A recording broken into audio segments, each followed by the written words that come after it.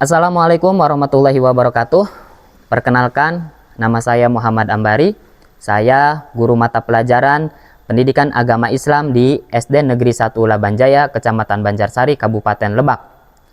Saat ini saya sedang mengikuti PPG dalam jabatan Kementerian Agama di LPTK UIN Sultan Maulana Hasanuddin Banten dengan nomor induk mahasiswa 255061174. Di video kali ini saya akan membuat video pembelajaran saya di kelas 4 dengan materi menuju usia baligh.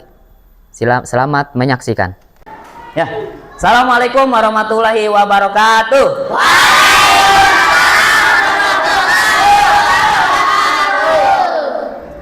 Selamat pagi. Oke, coba kita tes semangatnya. Semangat pagi. Semangat ya. Tepuk semangat.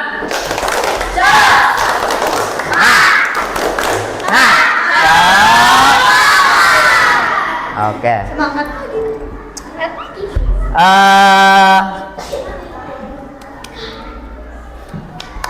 Apakah kita sudah siap belajar? Siap. Semuanya dalam keadaan sehat ini? Sehat. Sudah sarapan? Sudah belum? Sudah.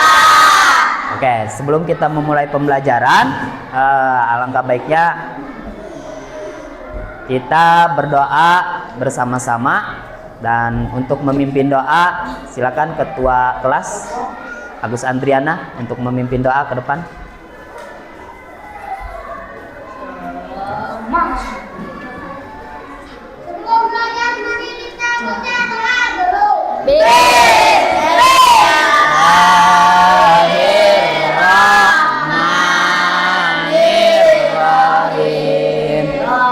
Raditu billahi rabba wa bil islami dina wa bi muhammadin nabiyya wa rasula rabbi zidni ilman warzuqni fahman.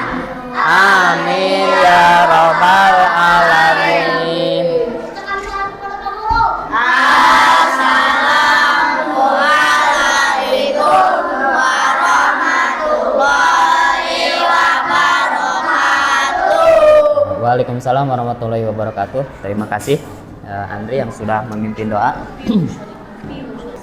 Kenapa sih kita harus berdoa sebelum belajar? Sebenarnya ya, bukan saja ketika sebelum belajar kita itu membaca doa, melainkan setiap hal baik yang akan kita lakukan, kita dianjurkan untuk berdoa, terlebih dahulu. Sebab apa? Kita berharap agar dibimbing, agar selalu dijaga, serta mendapatkan keberkahan atas apa yang kita akan kerjakan. Itulah pentingnya kita berdoa. Ya.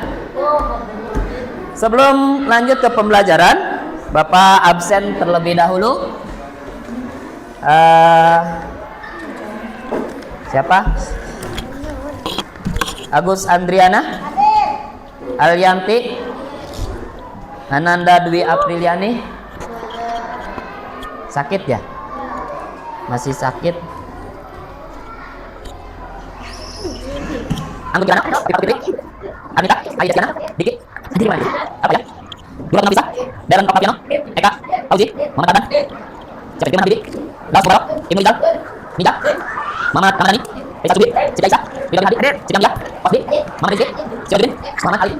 Berarti yang tidak hadir adalah Diki Hidayat ya, tanpa keterangan Alfa, sama Ananda Dewi Apriliani yang sedang sakit. Kita doakan mudah-mudahan saudara kita segera lekas sembuh dan bisa kembali melaksanakan kegiatan pembelajaran bersama kita. Amin ya robbal alamin. Ya. Halo. Pertemuan terakhir kita itu membahas tentang apa? Tentang keragaman. Ada keragaman apa aja nih di kita nih? Suku, budaya, agama, hah? Bahasa, agama, dan lain-lain. dan lain-lain. Apa dan lain-lainnya? Banyak ya, kita keragaman makanan, keragaman binatang, pokoknya beragam sekali di kita ini. Nah, untuk menyikapi keragaman itu ada yang namanya yang disebut dengan toleransi. Itu apa sih? Saling menghargai. Kita saling menghargai antar umat beragama, antar suku, antar budaya gitu. Kita saling menghargai. Ya, itulah ulasan tentang materi sebelumnya, dan kita di pertemuan hari ini akan mempelajari yaitu menyambut usia balik. Ada yang pernah dengar kata-kata balik? Ada? Apa balik itu? Dewasa. Ya, balik sementara ini kita tahunya balik itu adalah dewasa. Ada di sini yang sudah balik? Ada ya, ada yang sudah, ada yang belum. Biasanya di usia 4 tahun itu ada yang sudah, tapi tidak terlalu banyak, dan ada juga yang belum. Emang yang sudah ini apa? Cirinya kalau sudah balik gitu? Belum tahu. Apa? Nafsu makan. Hah? Mimpi basah ya kalau laki-laki. Kalau perempuan itu adalah, nah nanti kita lihat di pembelajaran hari ini. Jadi kenapa di sini bahasanya menyambut usia balik?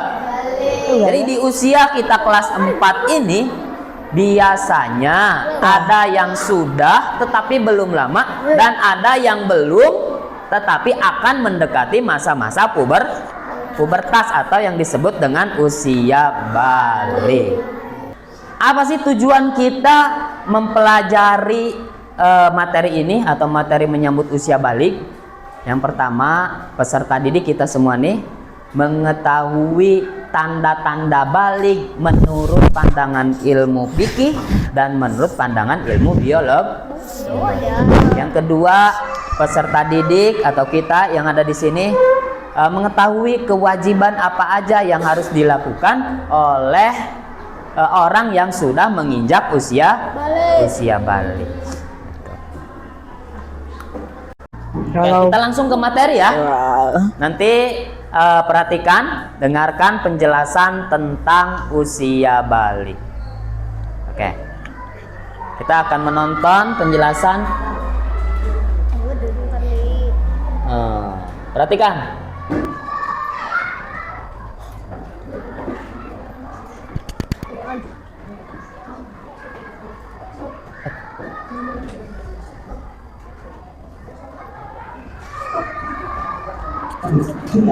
Pernahkah kalian berpikir ada video paling dikatakan tentang menyambut usia balik? Ini merupakan belajar kelas 4 untuk kurikulum. Kenapa saya tidak bisa di band panjang? Perhatikan semuanya. Karena setiap orang masih akan merasa mati.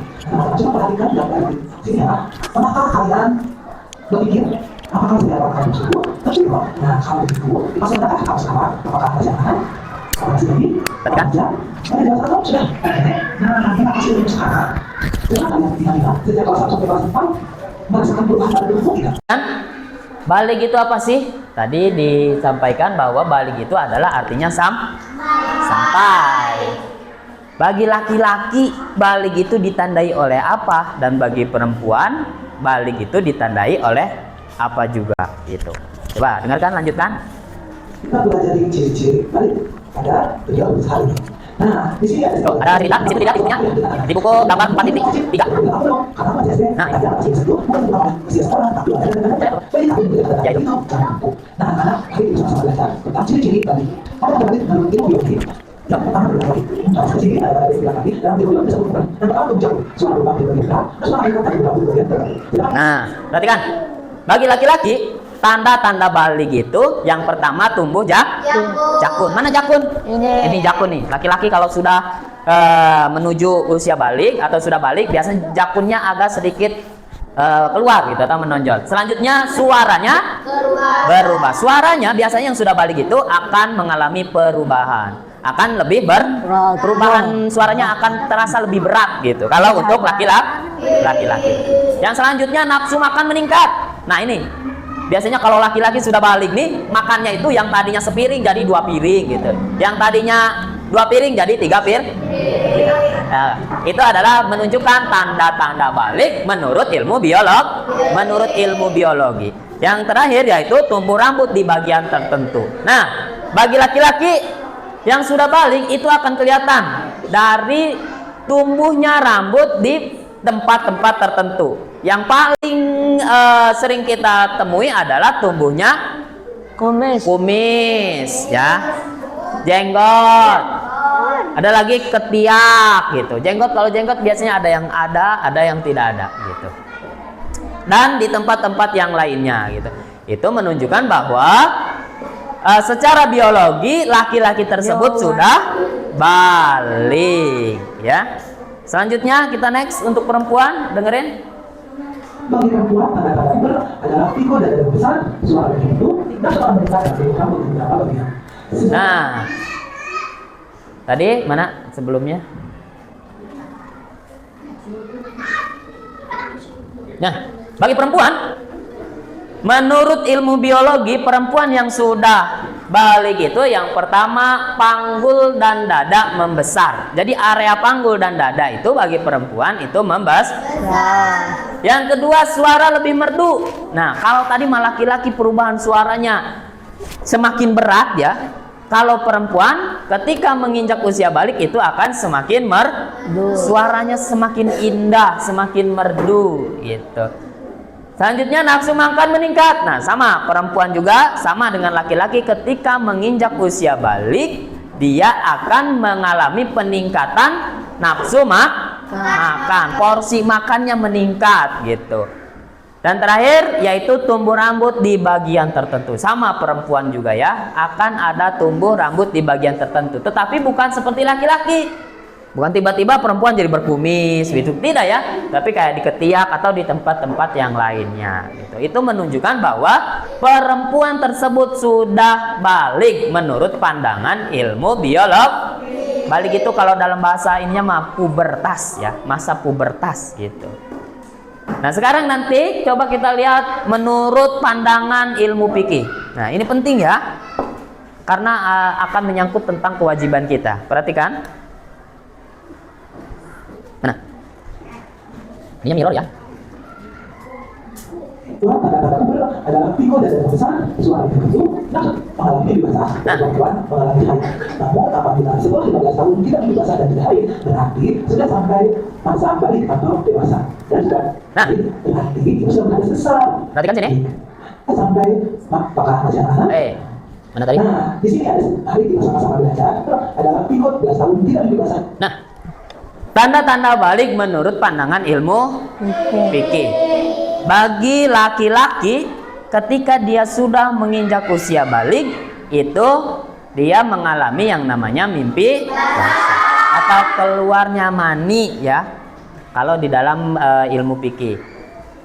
Perempuan sudah mengalami yang namanya menstruasi atau haid. Tetapi bagaimana Pak? Kita sudah berusia 15 tahun tetapi belum pernah mengalami yang namanya mimpi basah, belum pernah mengalami yang namanya haid. Ada nggak yang seperti itu? Ada ya. Nah kalau usianya sudah 15 tahun, perhatikan sini, sekalipun tidak mengalami atau belum mengalami menstruasi atau mimpi basah, maka orang tersebut sudah dianggap sebagai balik. Misalkan nih ada perempuan, kok saya belum haid-haid gitu sampai usia 16 tahun. Nah, sampai usia 15 tahun apakah saya masih anak-anak aja gitu karena emang belum mengalami haid? Tidak ya, kalau usia kita sudah 15 tahun maka kita sudah termasuk balik. Laki-laki juga sama gitu. Atau kita nih usianya belum 10 tahun misalkan, sudah ada yang mengalami haid atau menstruasi. Nah, kalau sudah mengalami tanda-tanda itu berarti kita sudah sekalipun belum, menurut kita nih teman-teman kita ini belum gitu, belum balik atau belum haid gitu, tetapi kita sudah, padahal usianya sama ya. Jadi itulah perbedaan-perbedaan yang biasa terjadi dan itu adalah hal yang normal. Jangan dibully ya, jangan dibully, jangan diolok-olok gitu. Misalkan ada yang sudah balik tetapi kita belum gitu. Nah, kita harus saling menghargai. Dan tidak haid. Nah, coba semuanya perhatikan sini, coba tepuk semangat. Semangat.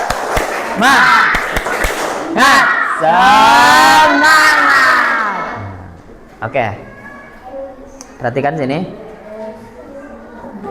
Selanjutnya, Haid sudah sampai masa balik atau dewasa dan sudah petak yang sedang mengalami balik. nah perhatikan sini.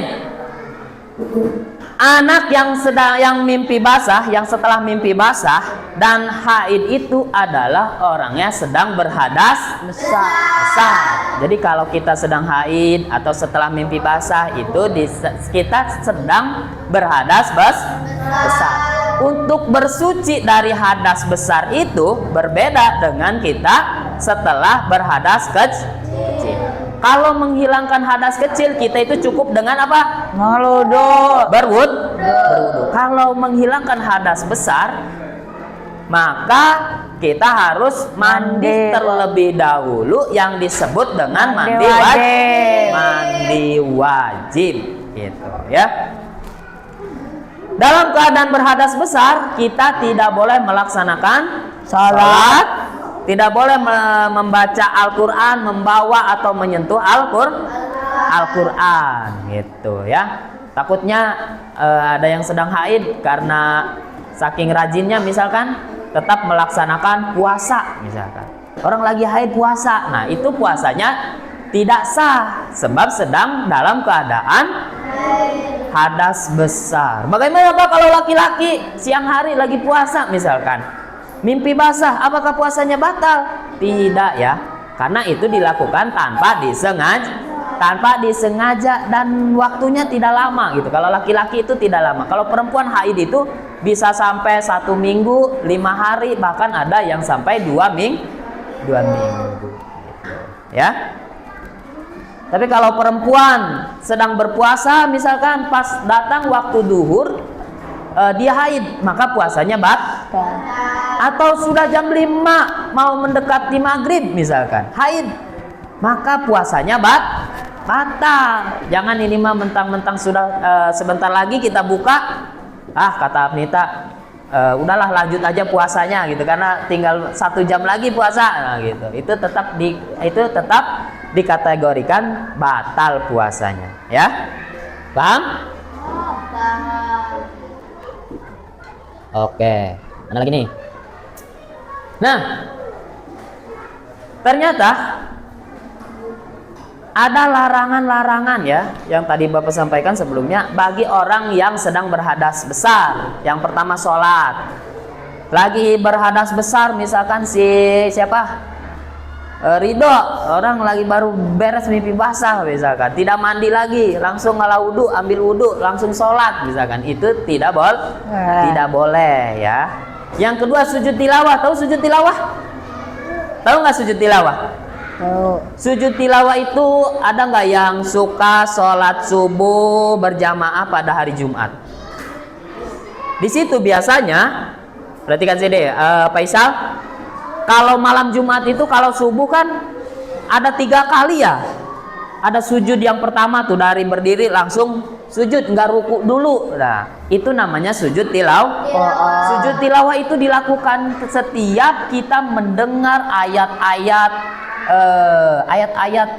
sujud, ayat-ayat sujud tilawah. Pokoknya ada ayat-ayat tertentu yang ketika kita mendengarkannya kita dianjurkan berhenti kemudian melaksanakan sujud tilawah gitu. Yang selanjutnya sujud Syukur. apa? Sujud syukur. Sujud bersyukur. Iya benar, sujud bersyukur. Jadi sujud syukur itu kita misalkan mendapatkan sesuatu yang membuat kita gembira atau mendapatkan sesuatu yang berharga. Contoh kalau di TV-TV itu ada yang sudah ngegolin ya, lagi main bola misalkan ngegolin tuh suka ada yang sujud, itu namanya sujud syukur sebenarnya mah ya. Nah itu tidak boleh dilakukan ketika kita sedang dalam keadaan hadas besar. Nah, contoh misalkan si Dotun nih sedang apa? Sedang dalam keadaan berhadas besar. Kemudian sedang pembagian ranking misalkan. Peringkat 1 Durratun Nafisah, langsung sujud syukur. Nah, itu tidak boleh kalau kita dalam keadaan berhadas. Paham ya? Oke. Yang ketiga puasa. Ya, yang selanjutnya tadi membaca, membawa dan menyentuh Al-Quran. Ini penting. Kalau sedang berhadas besar itu sebenarnya kita tidak boleh berkeliaran terlebih dahulu gitu ya, sebelum kita bersuci. Bahkan makan pun sebenarnya itu tidak dianjurkan sebelum kita bersuci. Misalkan nih malam-malam nih, laki-laki biasanya habis mimpi basah kemudian harus makan ya. Nah itu dianjurkan kita mandi dulu, tapi kalau mandi kan dingin Pak, maka dianjurkan kita berwudu terlebih dahulu gitu. Yang selanjutnya puasa, itu larangan orang yang sedang orang yang sedang berhadas besar. Nah perhatikan sini, mukalaf. Bila kalian telah mengalami tanda-tanda balik, berarti kalian telah disebut mukalaf. Tahu mukalaf? Tahu. Apa mukalaf? Orang dewasa yang wajib menjalankan hukum agama. Mukalaf artinya orang dewasa yang wajib menjalankan hukum agama. Kalau kita sudah termasuk ke dalam mukalaf, maka kita wajib mengikuti aturan-aturan agama atau menjalankan hukum-hukum agama. Kalau kita tidak sholat, maka kita akan berdosa. Kalau kita tidak berpuasa, maka kita akan berdosa. Dan hal-hal baik yang kita lakukan itu akan kembali kepada kita. Ganjarannya kembali kepada kita. Kalau kita melaksanakan sholat, berarti kita mendapatkan pahala gitu. Kita berpuasa, kita akan mendapatkan pahala. Nah, kemudian ya, apa lagi? Ada sebentar, ada di depan ya. Nah, perhatikan sini. Kalau kita sudah menginjak usia balik, ada kewajiban-kewajiban yang harus kita laksanakan. Yang pertama adalah sholat fardu. Orang yang sudah menginjak usia balik maka berdosa jika dia tidak melaksanakan sholat fardu. Maka jangan semau gue gitu ya. Sekarang mah kita sudah bukan anak-anak lagi kalau sudah menginjak usia balik. Lamun teu sholat fardu maka dia akan berdosa dan harus diganti dengan mengkodok sholat itu. Yang kedua adalah puasa Ramadan. Nah, yang biasanya kita puasa Ramadan Pak nggak kuat Pak gitu, langsung buka. Nah, kalau sudah menginjak usia balik, kita dianjurkan harusnya kuat berpuasa ya. Sekedar melihat cincau mah jangan kegoda gitu. Kalau waktu sebelum kita balik mah melihat cincau pengen buka, langsung buka gitu. Melihat apa lagi? Kolak misalkan ya, langsung buka. Tapi kalau sudah balik, kita tidak boleh melakukan itu. Kalau dilakukan berarti kita puasanya Kalau puasanya batal berarti harus diganti atau dikodok ya. Termasuk yang sedang berhalangan atau haid ya. Ketika sedang haid tidak boleh berpuasa, maka puasanya harus diganti. Yang ketiga menutup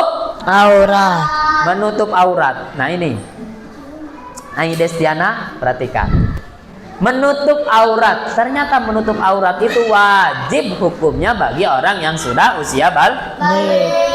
Perempuan auratnya di mana?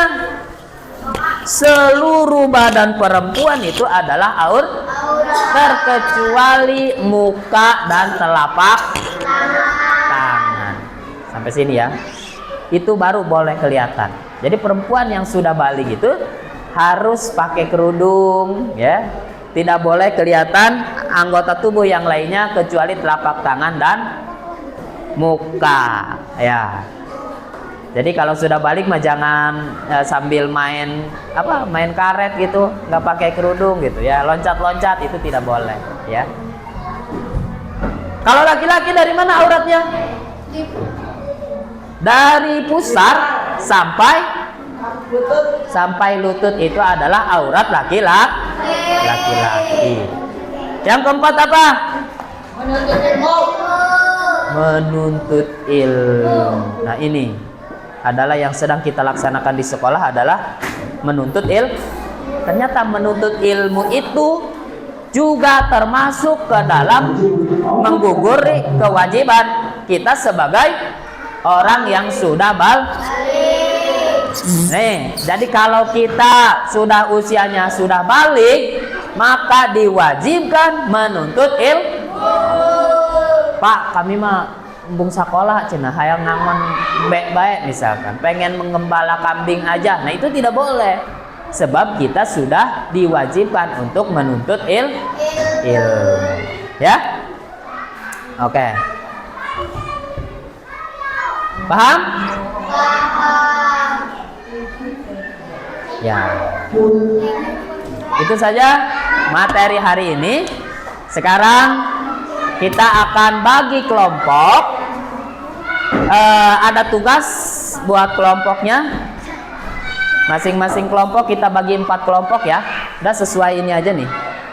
Nanti Bapak kasih kertas, tulis nama kelompok dan ininya. Sebelum kita materi ini sudah selesai, kita akan mengisi tugas kelompoknya yang sudah tadi Bapak sampaikan. Tapi sebelum ke tugas, kita cek semangat dulu. Coba semangat pagi, semangat pagi. Lagi coba semangat pagi.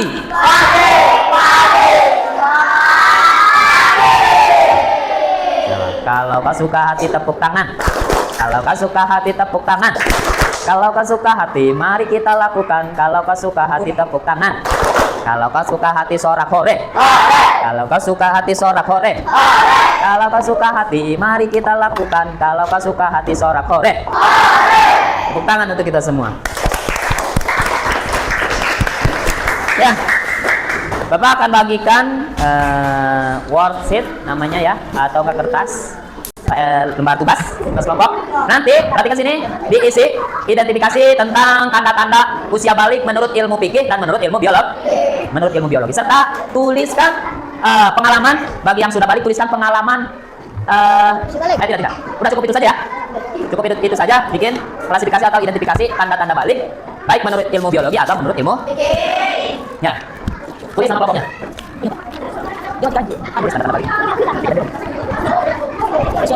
Sudah semuanya? Sudah. Ya. Kalau sudah, coba dari kelompok 1 untuk maju ke depan bersama-sama dan membacakan hasil latihannya atau diskusinya. Silakan ke depan, Dokter dan kawan-kawan. Assalamualaikum Pak. Ya. Dari kelompok 1 ya. Dari kelompok 1 ya. Perhatikan semuanya nih, kelompok 1 mau menyampaikan hasil diskusinya. Assalamualaikum warahmatullahi wabarakatuh. Waalaikumsalam warahmatullahi wabarakatuh. Kami dari kelompok 1 akan membacakan tanda-tanda balik bagi perempuan. Menurut ilmu biologi, perempuan ada dari rambut semakin besar. Seorang hantu akan meningkat tumbuhnya rambut di bagian tertentu. Ilmu fikih perempuan 15 tahun. Ya, sekarang menurut ilmu laki-lakinya. Ilmu biologi laki-laki pada berubah maka meningkat tumbuhnya rambut di bagian tertentu. Ilmu laki-laki itu bahasa berumur 15 tahun. Ya, kemana? Silakan berbalik. Ya. Yang mengumpulkan tugasnya, Bapak ambil ya tugasnya ya. Sudah semuanya? Ini. Yang kelompok ini.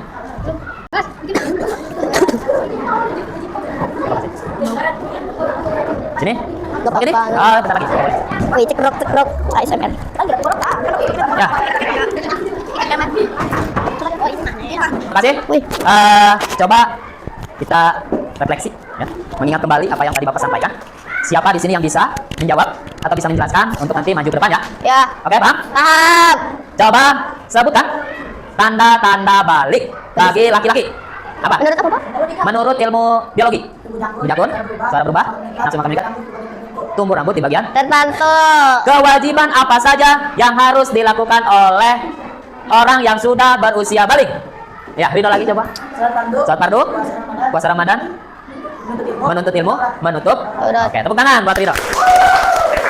Sekarang coba Papa pengen dengar jawaban dari perempuan ya. Nah, perempuan nih. Larangan apa aja bagi orang yang sudah haid atau sudah balik? Ya, Daten. Puasa, sholat, membawa Al-Quran, membaca Al-Quran. Membaca Al-Quran. Terus? Apa lagi? Ada yang bisa menambahkan? Dibantu temennya? Apa? Udah. Udah puasa, apa lagi tadi? Sholat, kemudian membaca dan membawa Al-Quran. Ada lagi? Sujud tilawah. Oke, terima kasih, tepuk tangan untuk kita semua. Kita cukupkan pembelajaran hari ini, tapi sebelumnya Bapak akan review materi tadi, yaitu tentang menyambut usia. Balik menurut bahasa artinya sampai, sedangkan menurut istilah balik itu adalah kedewasaan. Bagi seorang laki-laki, balik itu ditandai dengan mimpi basah, dan bagi perempuan ditandai dengan menstruasi atau haid gitu. Orang yang sedang haid atau setelah mimpi basah itu dalam keadaan berhadas besar. Tapi untuk menghilangkan hadas besar harus mandi terlebih dahulu yang disebut dengan mandi wajib gitu. Apa saja larangan-larangan ketika kita sudah sedang berhadas besar? Yang pertama, kita tidak boleh sholat, tidak boleh berpuasa, dan juga tidak boleh sujud syukur dan sujud tilawah gitu. Kewajiban yang harus dilakukan oleh orang yang sudah balik, yang pertama yaitu sholat, berpuasa, menuntut ilmu, menutup aurat. Nah, itulah materi hari ini. Selanjutnya di pertemuan yang akan datang kita akan membahas tentang kisah hijrah Nabi Muhammad Sallallahu Alaihi Wasallam. Oke, tepuk semangat. Ya, kita cukupkan pembelajaran hari ini ya dengan bersama-sama kita membaca hamdalah alhamdulillahirabbil alamin. Ya. Mudah-mudahan apa yang kita pelajari hari ini bermanfaat dan bisa kita amalkan dan aplikasikan di kehidupan kita yang akan datang. Terima kasih. Mohon maaf Bapak yang sebesar-besarnya apabila dalam penyampaian ada salah kata dan salah ucap. Terima kasih. Wassalamualaikum warahmatullahi wabarakatuh. Waalaikumsalam warahmatullahi wabarakatuh.